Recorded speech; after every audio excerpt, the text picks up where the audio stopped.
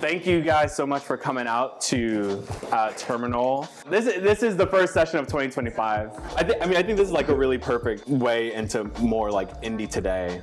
Like what needs to change in venture, or at least how do you see your practice changing in venture? Or maybe it's like a secret third thing, right? If there's only massive rounds in venture is your model, and then there's bootstrapping. Yeah. What is that third way? Yeah, I think it's more the secret third way. So what kind of inspired indie were a few things. One, as an investor, I started to feel like I was a feeder fund for the next round. Sure. And so when you start to feel like you're a feeder fund for the next round, it starts to, at least for me, it started to influence like what I was looking at in terms of the fundable. And so I just hated that. I hated the feeling of like looking at something and saying like, can I get them funded? Like, can I help them tell their story and like get them in a position to raise their next round in 12 to 18 months? I don't think money's the gating factor. I think the gating factor is like you start playing this game within the game and you end up taking what could have been a great business maybe on a different timeline, maybe in a different sequence of funding, and you compress it down to this binary thing that either works or it doesn't, and most of the time it doesn't. Yeah. Again, there's like all these patterns, and there's also waves. So if you're not surfing the current wave, Yep. You know, you're in a tough spot. If you're trying to convince somebody that this is your life's work, but it's not, you know, an AI agent company right now, like that's really hard to do. And so, you know, what you see is entrepreneurs will flip that really quick and tack AI on everything to Yep. kind of fit into it.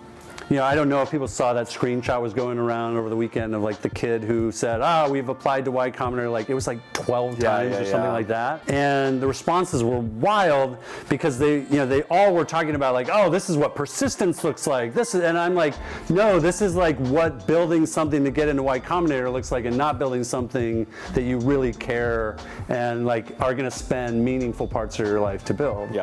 What would you suggest are steps that a founder could take to stay focused?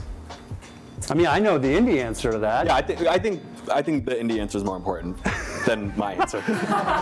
My answer is mean. I mean, mine's like charge people for stuff. Go spend less than you Build a business. Build a business. And I think people are surprised when they realize like how reasonable that actually is. I think there's also a very human side to building these businesses. Like the founders are really going through like an incredible crucible to try to bring this thing into existence. And I think that human side of it can get overlooked in the transactional nature of things. But I think a really good investor can be that partner for you to like augment and support the human behind the company and not just like this machine that's building a business. Because, you know, each person, like the thing I reflect on all of the time is like most businesses don't fail because of external things. Like most of those problems are coming from inside the house and often between your two ears. Yeah. Right. And so if you can be the investor that can help kind of navigate that, I think that's just as valuable as helping people navigate the financial markets. Cool. Oh, wow. All right, this is the last question because we're a bit over time. I swore there was no way we were going to fill 2 hours. Oh, easy. No.